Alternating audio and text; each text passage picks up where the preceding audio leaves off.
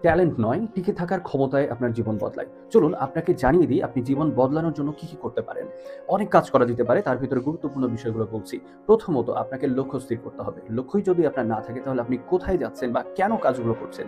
দ্বিতীয়ত আপনাকে নিজের মুড সুইং এর সময় নিজেকে নিয়ন্ত্রণ করার প্রবণতা বা নিজেকে নিয়ন্ত্রণ করার সেই ক্ষমতা আপনার ভেতরে থাকতে হবে। আপনি যদি নিজেকে নিয়ন্ত্রণ করতে না পারেন তাহলে অনেকাংশেই আপনার কাঙ্ক্ষিত লক্ষ্যে আপনি পৌঁছাতে পারবেন না।